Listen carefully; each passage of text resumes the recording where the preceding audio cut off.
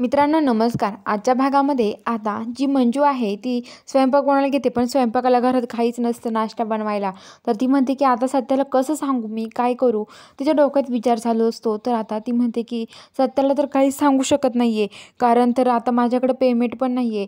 तर आता सत्या म्हणतो की वाघमारे खरंच किती फुगीर आहेत ना, यांनी खरंच मला खरंच सांगितलंसुद्धा नाही की वाघमारेंनी सांगितलं नाही, नाश्ता करायला विचारलंसुद्धा नाही. कशा आहेत या वाघमारे ना खरंच, असं तो सत्य म्हणत असतो. आणि तो म्हणतो की वाघमारे तुम्ही असं वागताना मला वाटलं नव्हतं हो वाघमारे, असं तो म्हणत असतो.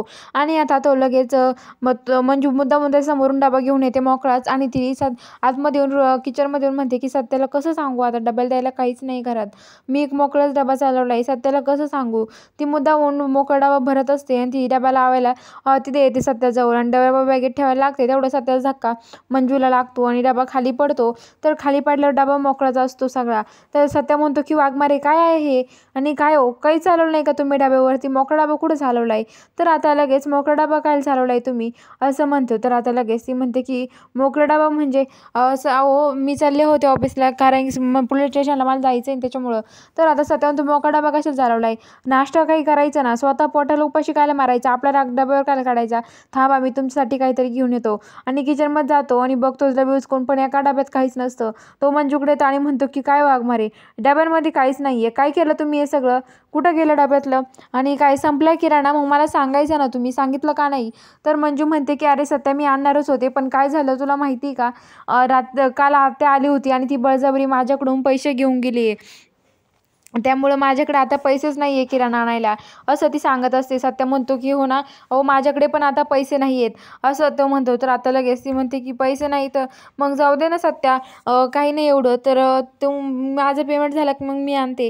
तर आता सत्या म्हणतो की वाघमारे पण त्या आत्याला मी आता बघूनच घेईल नंतर, पण जाताना आपण काहीतरी खाऊन जाऊयात, असं म्हणतो. आणि मंजूला सोडायला पोलीस स्टेशनला जातो आणि मंजूला सोडून तिथून जातो.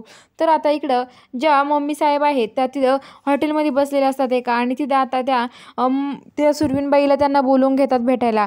तर आता त्यांना भेटायला बोलवून घेतल्यावरती आता ते भेटायला येतात आणि आता तिथं लगेच बसतात. तर आतोबा म्हणतात काय मोठं हे आहे ना, खरंच खूप मोठं आहे खरंच हॉटेल आहे. तर मम्मी साहेब म्हणतात की हो बसा.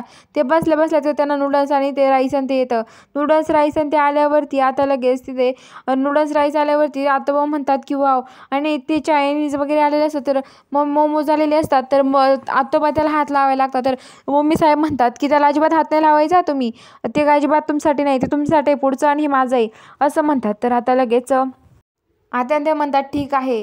तर आता लगेच ते म्हणतात की आणले का तुम्ही काय फाईल वगैरे. तर आता हळूच आत्या म्हणते की काय हो याला फुकरी, याला कळायचं नाही ना गैबणीला की याच्यामध्ये ते फाईल कागदपत्र चुकीचे आहे, आपण खोटे बनवून घेतले. तर आता लगेच आतोबा म्हणतात नाही कळणार ग, तुला नाही कळलं, तिला कसं कळायचंय, असं म्हणतात. आणि आता तिच्याकडे कागद देतात, फाईल देतात. मम्मी साहेब बघतात, फाईल उघडून बघतात, त्या म्हणतात की या फाईल तर खोट्या आहेत, यांनी मला का फसवलं. तर आता लगेच मम्मी साहेब म्हणतात की काय ग गैबणी, तुला एवढं कळत नाही का ग, काय ग फुकटे, तुला पैशासाठी तू काही करू शकते, तुला अक्कल पण नाही आहे खरंच ना. अगं एक खोटे कागद आहेत आणि खोटे बनवताना तरी अक्कल पाहिजे होती तुला थोडीशी, असं म्हणते. आणि आता तिला खूप बोलते आणि म्हणते की हे बघा मी तुम्हाला बनवून देते, तुम्ही काळजी करू नका, तुम्ही फक्त त्याच्यावर त्यांच्या सह्या आणा, असं म्हणते. आणि जा म्हणते निघा इथून, आणि त्या दोघांना काढून देते, ते दोघं निघून जातात. तर आता ती म्हणते की दोघं काही कामाचे नाही, आता मलाच काहीतरी करावं लागेल, असं ती मनातल्या मनात म्हणते मम्मी साहेब. तर आता इकडं मंजू पोलीस स्टेशनला येते आणि तिथं आल्यावरती आता तिला खूप टेन्शन आलेलं असतं. ती म्हणते की आता काय करायचं, सत्याने काही खाल्लं असेल का नाही. भारती मावशी म्हणतात चल ना मंजू जेवायला, डबा आणलाय, काय आणलंय डब्याला.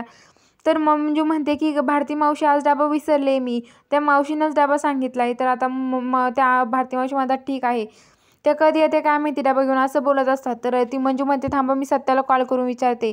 तर आता इकडं सत्य असतो तो तिथे ऑफिसमध्ये बसलेला असतो. तिथे ते एक माणूस आहे, तो पहिला आला होता तोच, आणि तो म्हणतो की काय तुम्ही आम्हाला पाणी वीज पुरवठा पुरवणार का, पैसे देणार का, तुम्ही पैसे घेता केवढे, मागचेच तुम्ही आम्हाला प्रसाद दिला, आता आम्ही तुम्हाला देतो. तर आता सत्य म्हणतो की मनातल्या मनात म्हणतो की खरंच घरात पैसे पण नाही आहे, मी सगळ्यांना विचारलं पैशाबद्दल, पण आता मला कुणीच काही देऊ शकत नाही आहे, मी काय करू, घेऊ का पैसे, असं मनातल्या मनात म्हणतो. आणि नंतर म्हणतो की नको, घ्यायलाच नको मी. आणि लगेच तो म्हणतो की हे बघा, हे तुमचे पैसे आणि इथून उचला आणि निघा. तुम्हाला काय मी वेगळा वाटलो का? हा सत्याला कुणी हे करू शकत नाही, डुबू शकत नाही. सत्याचा कुणी हे बराबरी करू शकत नाही आणि अजून तो जन्माला यायचा आहे. त्यामुळे तुम्ही इथून निघा. मी एक असे काळे कारनामे करत नाही असं म्हणतो आणि त्यांना काढून देतो. मंजूचा फोन तेवढ्यात त्याला येतो आणि म्हणतो की वाघमारे बोला ना, तुम्ही नाश्ता केला का असं सत्या विचारतो. मंजू म्हणते की हो जेवण केलंय मी. करायचंय, तू केलं का सत्या? तर सत्या म्हणतो की हो, इथं ऑफिसमध्ये काही ना काही येत राहतं, खाल्लंय मी, तुम्ही काळजी करू नका. मंजू म्हणते ठीक आहे. आणि आता इकडं मंजू पण जेवण करत असते. तर मंजूच्या डोक्यामध्ये सारखा तो ड्रग्सचाच विषय चालू असतो. बघूया पुढील भागामध्ये आता नक्की काय घडणार आहे हे बघायला चॅनलला सबस्क्राईब करून घ्या.